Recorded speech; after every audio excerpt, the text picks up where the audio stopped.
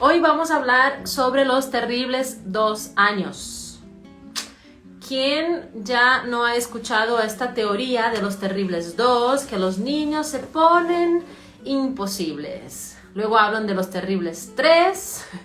Y así vamos, 4, 5, 10, 20. ¿Vale? Entonces, terribles 2 años, temazo del día de hoy que va junto con el eneatipo 9 dentro del eneagrama. Bienvenidos a todos los que se van conectando. Y tengo la gran noticia para decirles que los terribles 2 años no existen. No como tal, ¿vale? No con esta idea de, ay, este niño todo lo hace como para fastidiar. O bueno, en realidad lo que tenemos que entender es lo que está pasando a nivel físico y emocional para este pequeño o esta pequeña. Y para eso hoy vamos a hablar bastante sobre esta etapa de desarrollo que va ahí de 18 meses hasta 2 años y medio, un poco más quizás. Vale, estaré esperando un poquito a que se vayan conectando, a que se conecte también Morgana desde México, desde Playa del Carmen. Ella es sanadora pránica certificada y ella nos añade la información también a nivel energético de este adulto que fijó la herida emocional del eneatipo 9 de esta etapa de los terribles 2 en la vida adulta, cómo se presenta a nivel energético, incluso enfermedades, dolencias posibles en este eneatipo. ¿Vale? Bueno, voy a ir recordando un poco los conceptos para esperar que entre Morgana. El eneagrama es una herramienta que trabaja con 9 tipos de personalidades, ¿ok?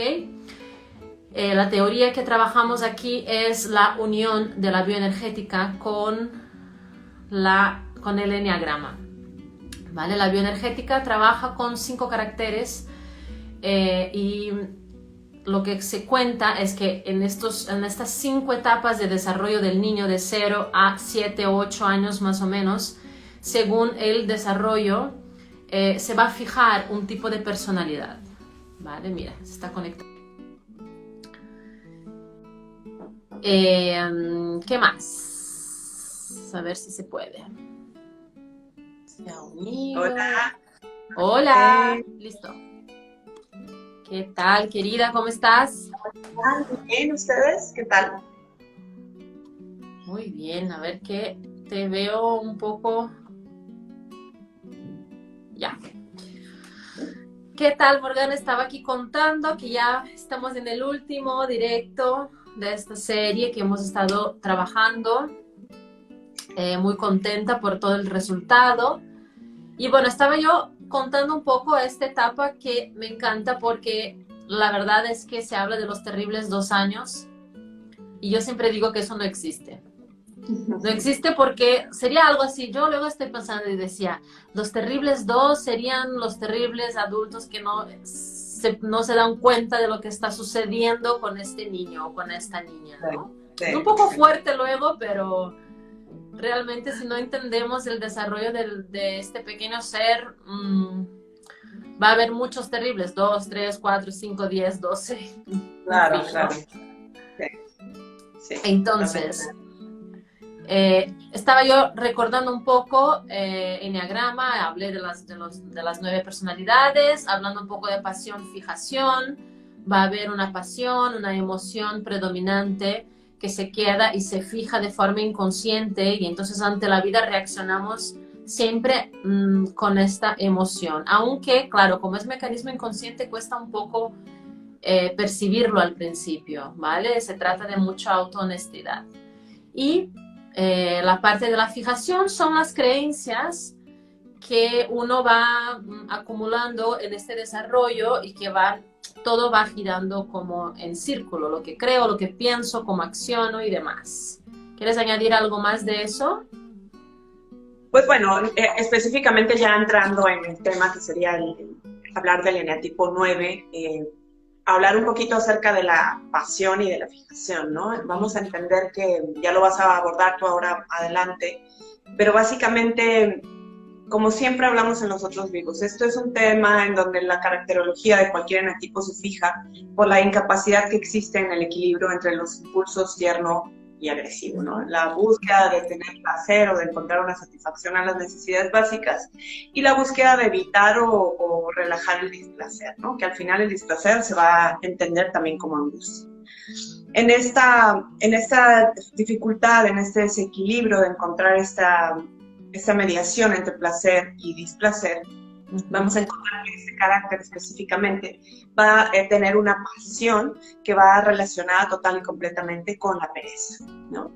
Es esta incapacidad para poder hacerme cargo de lo que me está pasando internamente. ¿Y esto por qué se origina? Pues básicamente se origina porque en todo niño, en todo pequeño, la búsqueda a aliviar el displacer generalmente tiene como consecuencia la satisfacción de ese displacer y la relajación, ¿no? Como consecuencia, en el eneatipo 9 no vamos a encontrar esto. Vamos a encontrar que el niño en su búsqueda de relajarse, de obtener placer, de evitar el displacer, la consecuencia va a ser mayor displacer, mayor inconformidad, mayor angustia.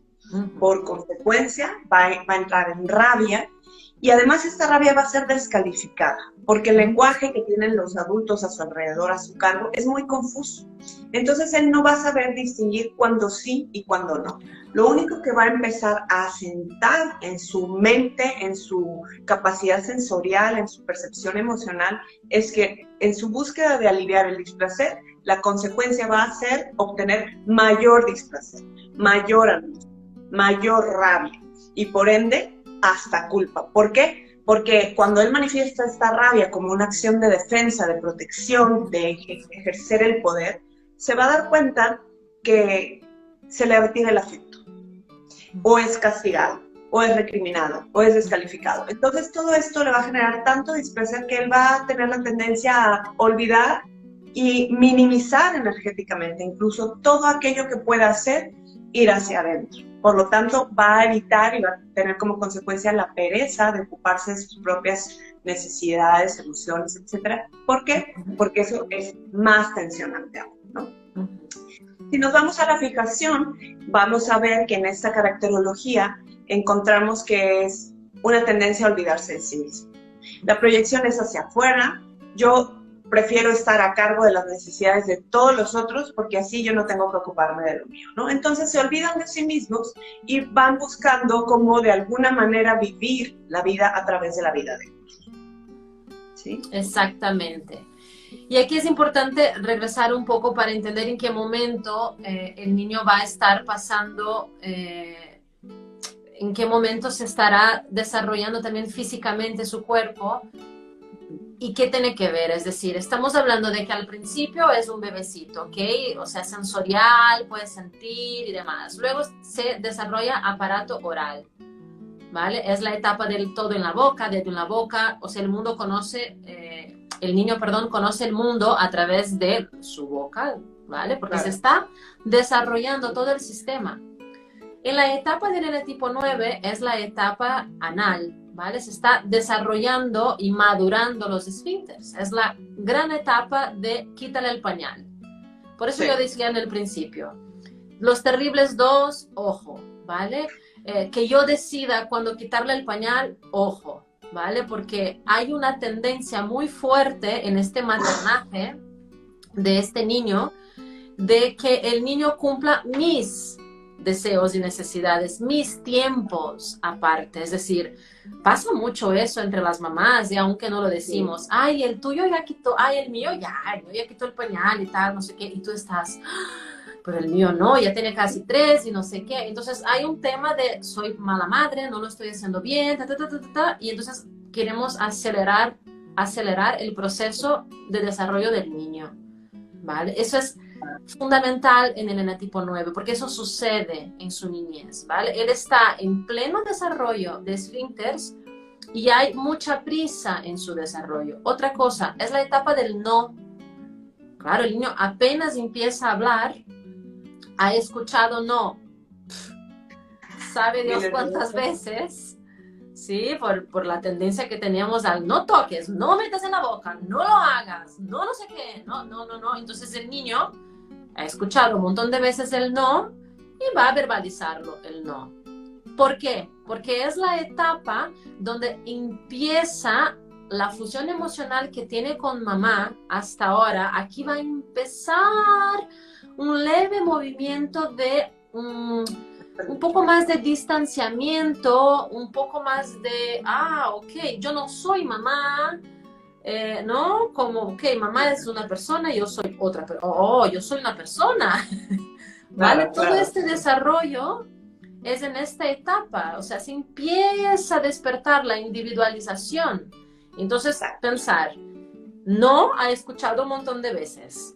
Empieza a darse cuenta de que puede tomar decisiones, puede decir que no a lo que dicen los demás y lo va a practicar realmente, va a poner en práctica eso que ha escuchado y que está sintiendo. Claro. Entonces, el no viene un montón de veces. Es que a mí me hace gracia porque hoy en día, como sé eso, y tengo a un bebé que está justamente en esta etapa, lo primero es no, aunque él quiera eso. ¿Sí? ¿Qué está? No. Y entonces se queda un rato y yo me quedo esperando, ¿no?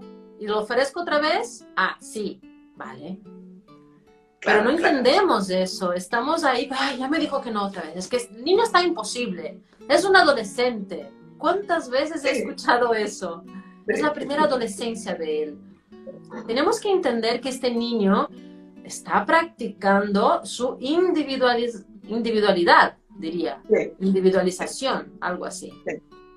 ¿Vale? Dilo. Sí, bueno, básicamente a mí me gustaría decir que precisamente por esto que tú estás comentando, en esta etapa de despertar, de hacer más conciencia del cuerpo físico, que es básicamente el desarrollo que tiene que ver todo con la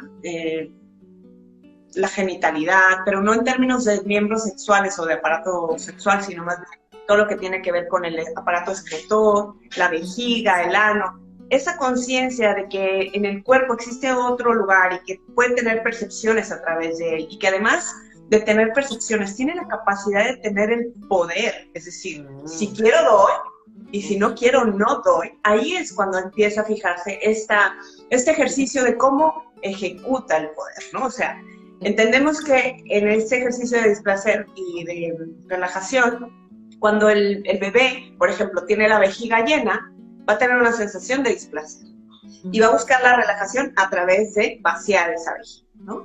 Pero está en la capacidad de hacerlo o de no hacerlo, porque está empezando a hacerse conciencia de que tiene control de su propio cuerpo, que otros ya no tienen el control total de su cuerpo, como antes pasaba. Él dependía del ánimo, del tiempo, de la disposición que los adultos tuvieran alrededor para satisfacer sus propias necesidades. Y ahora se da cuenta que no todas sus necesidades van a estar bajo el control o la dependencia de ese otro, ¿no?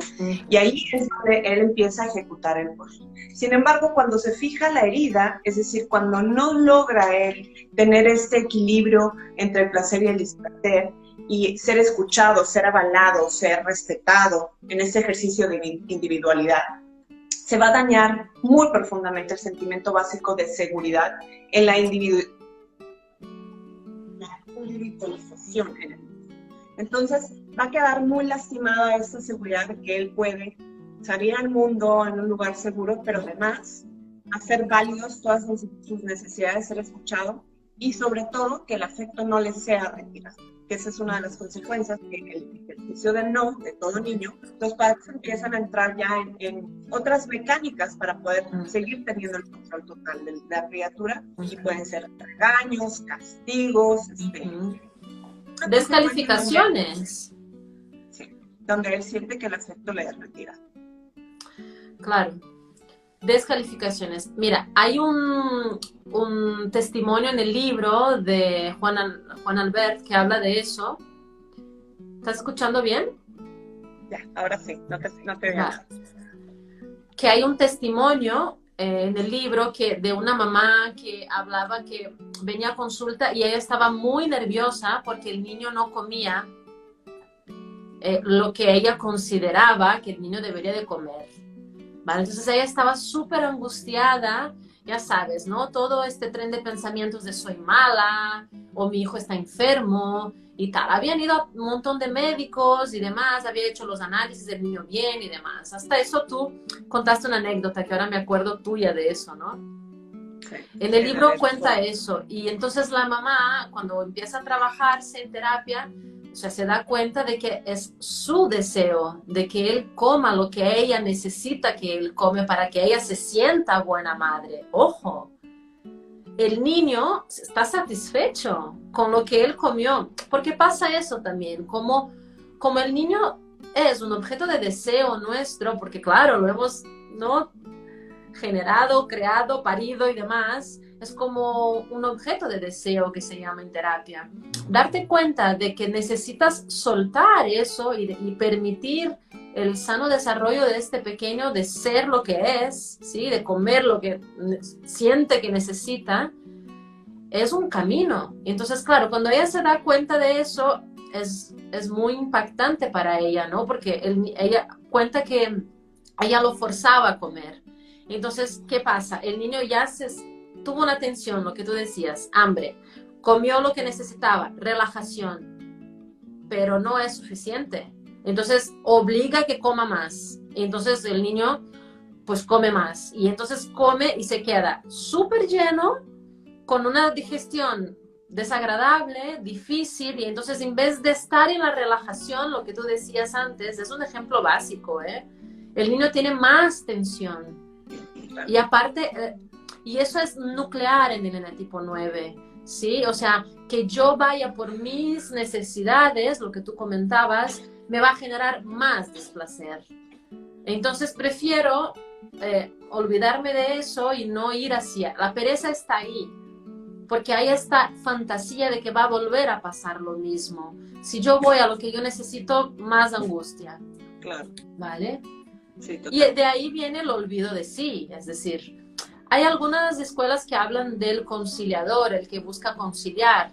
Bueno, también, pero siempre está en pro del otro, ¿sí? Siempre está en pro de poner toda mi energía hacia lo que está pasando afuera, ¿no? Claro. Para no ir hacia adentro realmente. Y de alguna manera en el servicio a nosotros, ¿no? Son personas que van a tener esta tendencia de poder estar ayudando, ofreciendo. De alguna manera también para evitar que el otro viva en cierta medida aquello que él ha vivido. Este carácter se conoce como el carácter masoquista, que según la mayoría bueno, no la mayoría, pero muchos autores encontramos que ellos hablan de una tendencia a obtener satisfacción a través del dolor. Pero esto es erróneo. Esta caracterología llamada masoquista viene precisamente de esta dinámica que encontramos, en donde las necesidades básicas se ven interrumpidas por una incapacidad del otro de poder entender, aceptar y dar valía a la autonomía del pequeño, ¿no? Entonces, esta sensación de masoquismo, bueno, esta palabra masoquismo está ligada precisamente a esto, en la búsqueda de placer, el resultado va a ser más desplacer, por lo tanto, claro, inconforto, dolor, ¿no? Y eso en el adulto se llama algo que se llama ciénaga masoquista, ¿vale? Es un bucle que el adulto va a entrar porque es como cuando alcanza un poco del placer de lo que buscaba, entonces él en automático, inconscientemente va a cortar eso y va a entrar en displacer, ¿sí? Para evitar la angustia. Entonces es como estar en un bucle. Es complejo, ¿eh? Para ellos también salir de eso es bastante complejo. Claro, porque además, si nosotros vamos a la dinámica energética, es una dinámica en donde vamos a estar, bueno, van a estar ellos constantemente buscando la economía energética, pero buscando la economía energética enfocada solamente a la acción de defensa, ¿sí? O sea, aquí ya no hay una búsqueda de placer, es cómo me defiendo del entorno, cómo me defiendo del mundo. Entonces, en esta dinámica energética, toda la energía va a estar de alguna manera concentrada en el tórax. No va a haber comunicación de un flujo libre de la cabeza, por ejemplo, a la pelvis o al abdomen. Es solamente en este espacio. Incluso se les denomina tórax de tonel, ¿no? Tonel, o sea, sí. Tonel. así muy redonditos, muy duros, con una musculatura, ya hablando de las características físicas, una musculatura muy prominente en lo que son los hombros, todo el tórax, en la parte anterior de la espalda. Las costillas pierden la estructura plana, se vuelve redonda, como un contenedor que me defiende, un escudo que me va a defender. Hay muy poca comunicación hacia las extremidades, es decir, la energía no fluye ni del corazón hacia afuera ni de afuera al corazón. Está encerrada en este bucle que tú decías de poder estarse protegiendo constantemente. Hay mucha tensión en la cintura del cuello, por lo tanto, la musculatura aquí tiende a hacerse más gruesa. Vamos a encontrar cuellos anchos, pero al mismo tiempo esa estructura muscular va a dificultar que la energía fluya hacia la cabeza y de la cabeza hacia abajo. Por lo tanto, ellos podrían tener como una consecuencia dolores muy fuertes de cabeza, que en algunos casos podrían acompañarse incluso hasta por náuseas, ¿no? ¿Cómo encontramos de dónde vienen las náuseas? Las náuseas vienen básicamente de un centro energético que se llama plexo solar, que está ubicado en la parte hueca de las costillas, que todos los eneatipos lo tienen afectado, como ya hemos dicho anteriormente, pero que este eneatipo no se salva, ¿no? Una dificultad para poder respirar, estar como un tórax siempre lleno, pero con mucha dificultad para poder liberar. Y este plexo, al momento de estar congestionado, va a generar que como consecuencia existan las náuseas. Vamos a encontrar también que hay desconexión con la energía de las piernas, es decir, no hay un flujo continuo. Sin embargo, tanto hombros como piernas van a ser musculosos, redondeados, con una capacidad fuerte de sostener el trabajo, ¿no? Porque también, como hablábamos anteriormente, son personas que están constantemente en actividad, viendo cómo resolver el afuera. Vamos a encontrar también que tienen una columna como tirada hacia atrás en esta búsqueda de salir adelante a la defensa. Sus manos son anchas, con palmas anchas, los deditos son gruesos, con una cierta torpeza para poder ejecutar actividades manuales finas. Más bien se van a dedicar como a todo aquello que lleve una actividad repetitiva, automática, ¿no? No tienen mucha sensibilidad, no es falta de sensibilidad, porque la sensibilidad la tienen, pero no tienen mucho detalle fino para realizar cosas con las manos enfocadas, por ejemplo, al arte o a la panzanía. Una cintura también bastante robusta, dura, con una pelvis retrovertida hacia adelante, como muchos de los eneatipos, por ejemplo, los rígidos que hablamos, con ese afán de descarga, ¿no? de poder descargar la energía que está. Y que hay una cosa que es curiosa, que en algunos caracteres masoquistas de los 9, en la parte de atrás hay como una jorobita. Sí. Incluso me atrevería a decir que siendo otro carácter con un rasgo fuerte de esta etapa podría ser también. Es como una jorobita que se hace aquí, ¿vale? Que ahí, claro, nosotros desde Pránica sabemos que hay una cantidad infinita de emociones ahí, pensamientos, ¿no? Como alojados en esta parte. Creo que la señal se te está cortando, Morgan. A ver. Ya. Sí, nos fuimos las dos, creo. Sí, en efecto. Pues está ubicada básicamente a nivel de la cuarta vértebra. Entonces, es un bloqueo energético que va a alojar mucha emoción de rabia y que va a acumular físicamente, es decir, el doble físico de este bloqueo va a ser grasa. O sea, ahí va a empezarse a contener la grasa como una especie de protección también, pero es básicamente la manifestación física de no poder liberar la rabia adecuadamente, ¿no? Porque entendemos que como consecuencia de encontrar más displacer en la búsqueda de placer, va a venir mucha frustración. La frustración, como hablábamos anteriormente en otros vivos, pues le va a generar rabia. Pero esta rabia que no es segura tampoco de poder expresar, porque si yo la expreso me retiran el afecto, si yo lo expreso me siento humillado, soy descalificado, pues es la única alternativa que el niño va a poder tener para poder ejecutar su poder buscar este sentimiento de individualización y autonomía. Y en la adultez, pues no es muy adecuado que vaya por el mundo repartiendo rabia y diciendo, buscando este mecanismo de defensa, y lo va a explotar al cuerpo. Y una de las manifestaciones es esta almohadilla que tú decías.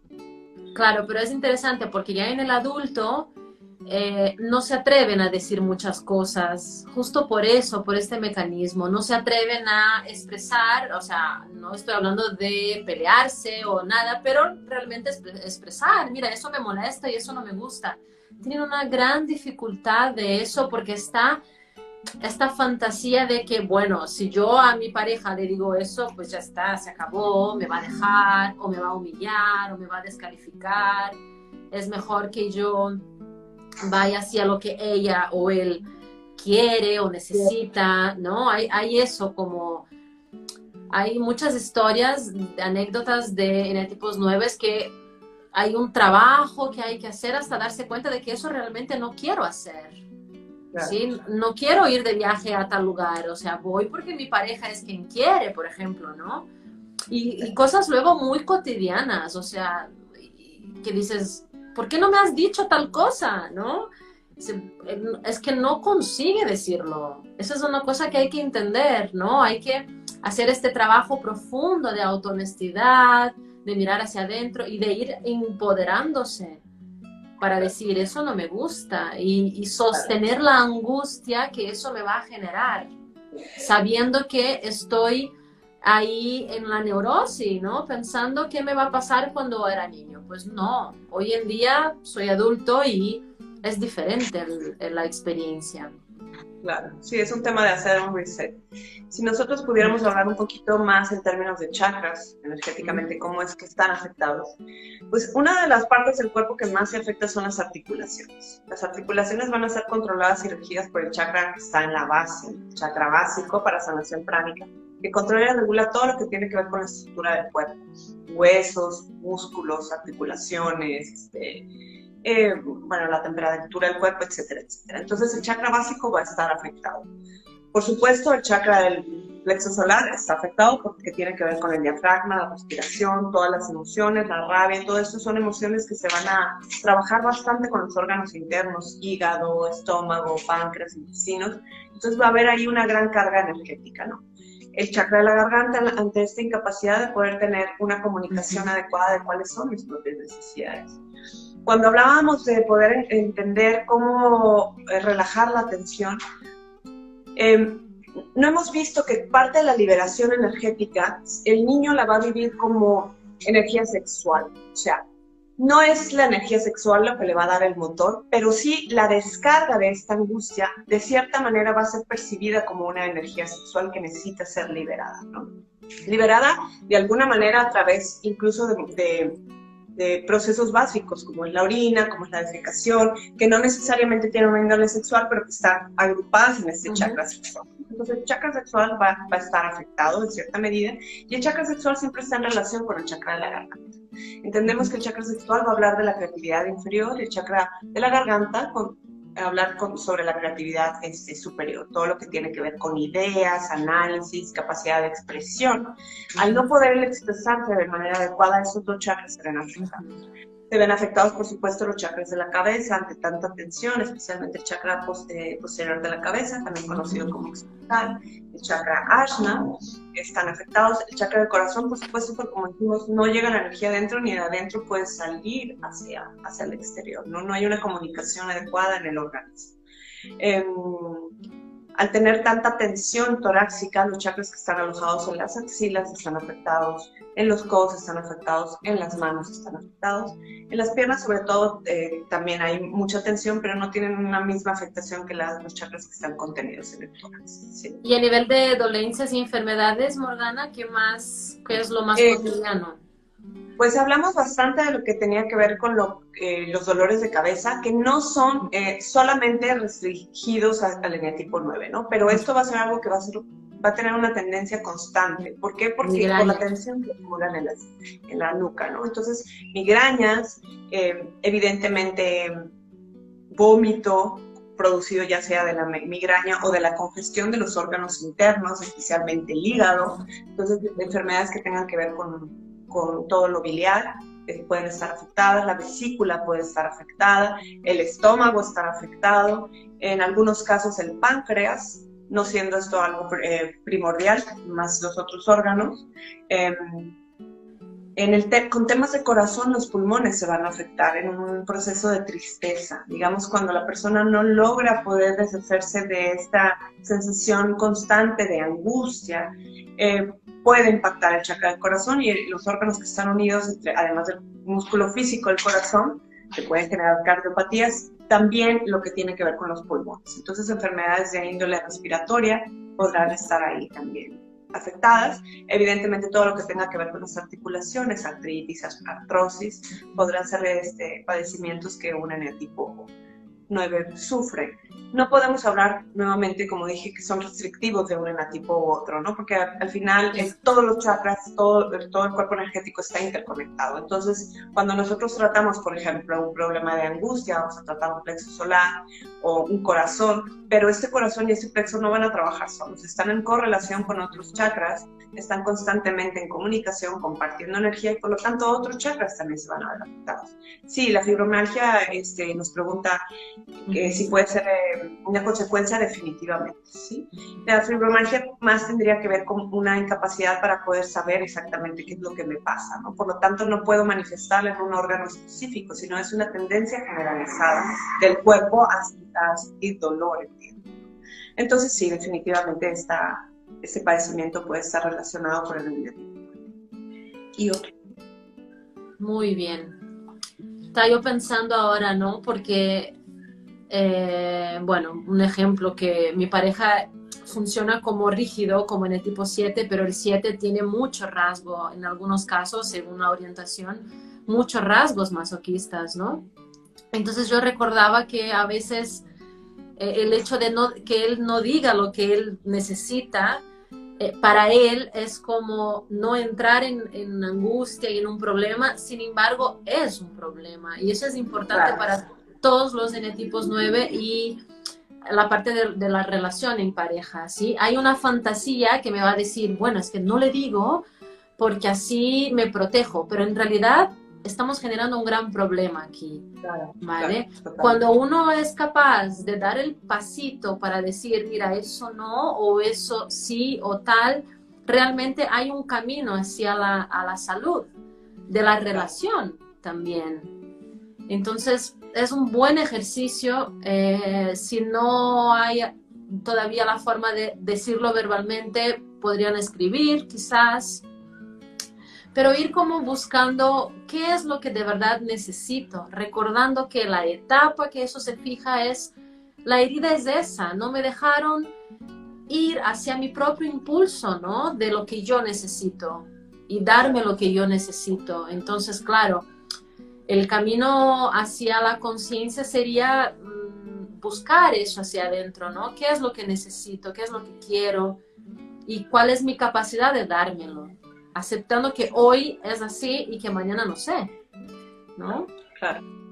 También me parece muy importante que si bien es algo que podríamos deducir por lógica, a mí me gustaría compartir que cuando yo empecé con el tema de enneagramas, empecé a estudiar esta filosofía, realmente no tenía idea o claro qué era lo que estaba buscando, porque cuando tú estás en un proceso, inicias un proceso de sanación, ni siquiera te das cuenta que hay algo mal.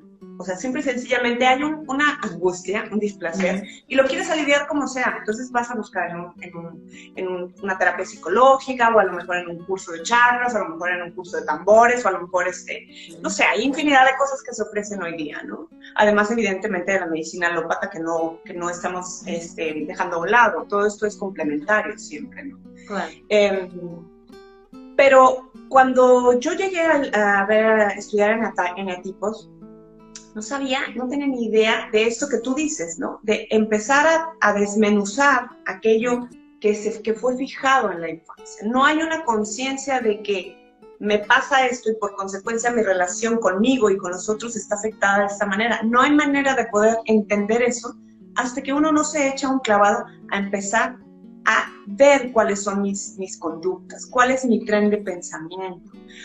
Yo reacciono así cuando me pasa esto. ¿Cómo? A través del estudio. No hay otra manera de poder entender qué es lo que me pasa, cómo estoy configurado de alguna manera emocionalmente, energéticamente, etcétera, etcétera. Si no me doy un tiempo de poder familiarizarme con la información para poder entender qué es lo que se acerca más a la manera en la que yo estoy viviendo hoy en día. sin poner un adjetivo calificativo, si usas el eneatipo 1 o el 5, el 3, ninguno es mejor que otro. Sí, Sencillamente es una caracterología y un camino que hemos seguido, ¿no?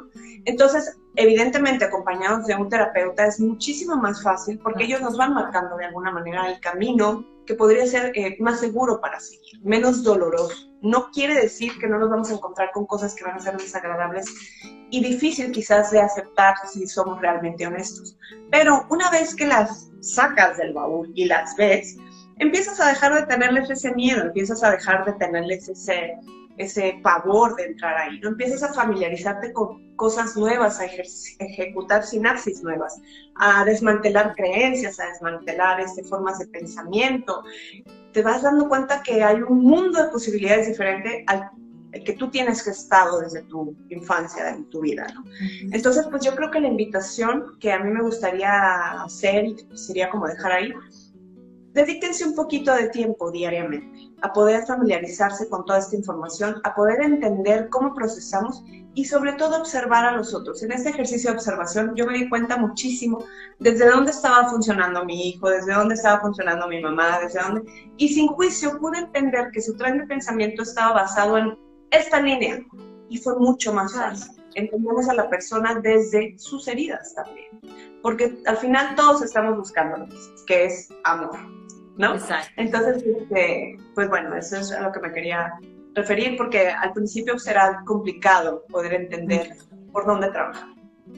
Y incluso con el tiempo, o sea, vamos yendo paso a paso y encontrándonos con cosas que no nos van a gustar realmente.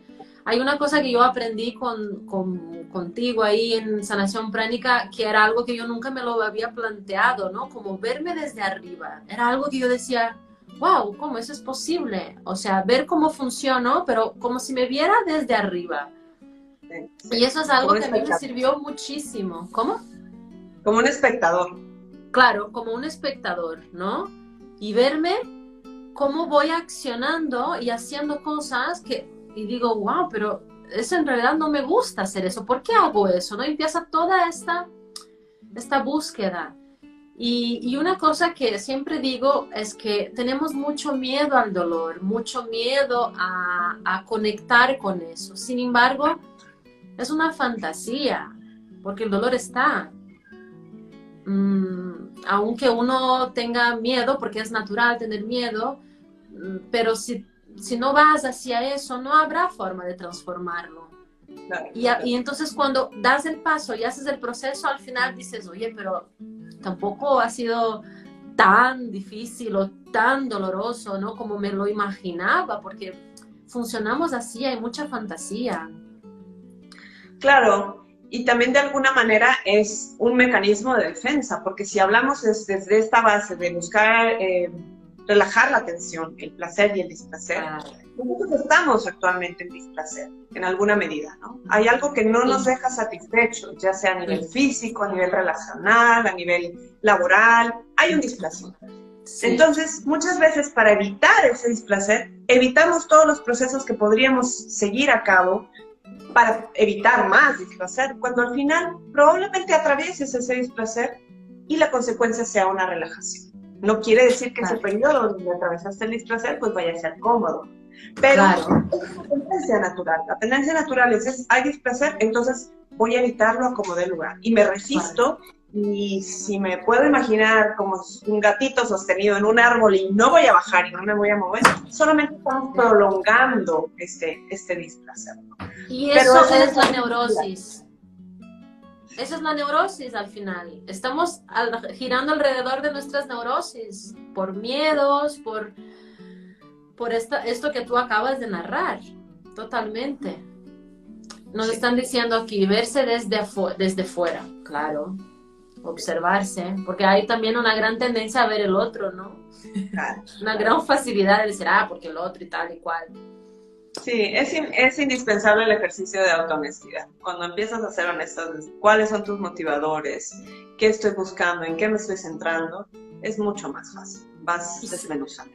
Y sabes algo, identificar la pasión es algo complejo, ¿vale? Es algo bastante complejo, porque como es mecanismo de defensa, se activa y tú ni te diste cuenta. Y ya estás inmerso en esta emoción. Sí, ¿Sí? totalmente. Es como... Sí, es que es justificable, ¿no? Cuando tú estás ejecutando la pasión, perdón, la fijación, tú te das cuenta o piensas que hay una justificación para que tu actitud sea tal cual, ¿no? Por ejemplo, en el caso del tipo 1, pues es la ira. Entonces, yo tengo todo el derecho a molestarme, a sentir esta ira profunda que quiero lanzar como un dragón, porque ha pasado esto, ¿no? Pero si tú empiezas a desmantelar el origen de tu enojo, pues realmente resulta que solo es tuyo. Es un tema basado en muchas creencias, en lealtades, en una rigidez de pensar que las cosas tienen que ser de cierta forma, y así con todos los enemigos, ¿no? Entonces, claro, eso es lo que justifica que nosotros podamos pretender liberar la tensión a través de la fijación.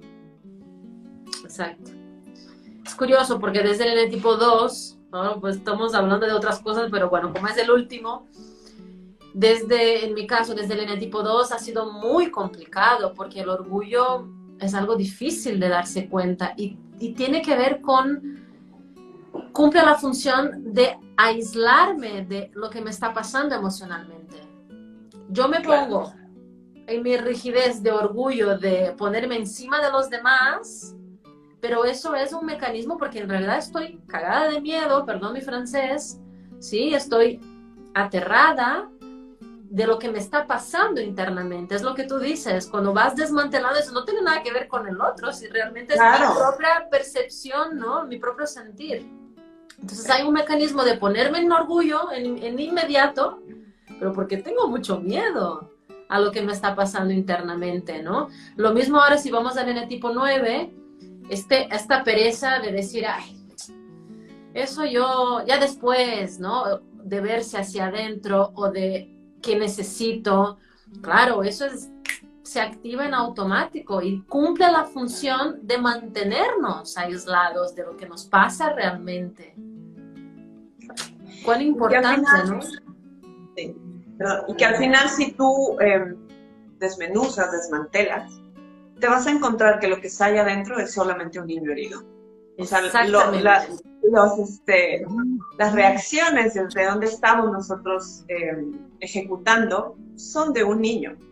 Sí. Un niño herido que está buscando defenderse y que ha formado toda una estructura alrededor para poder justificar en esta adultez esa manera de ser. Totalmente de acuerdo. Sí. Cuán importante es acoger a esta niña, a este niño, desde nosotros adultos y darle lo que necesita. Pero para eso hay que salir de la posición infantilizada que es natural del ser humano, pasar por ahí y estar ahí a veces, ¿no? Sí. Pues ha sido un placer compartir contigo, con todas las personas que nos han escuchado estos 9 vivos. Esperamos que esta información haya dejado una semillita para seguir el camino de sanación, que por alguna razón ya empezaron, por alguna razón estamos compartiendo aquí, nada es casualidad. Exacto. Así que gracias infinitas a mí por el espacio y gracias poder hacer esta cita. Gracias a ti, Morgana, para mí súper especial estar conectada aún estando lejos de ahí, la verdad que os echo de menos, los extraño mucho. Y entonces para mí ha sido increíble estas semanas de conexión, de hablar. Gracias a todos los que están ahí. Y ya montaremos más cosas también para seguir compartiendo información. Así será. Gracias a todos. Atman Namaste. Muchas bendiciones en el camino. Gracias. Besos.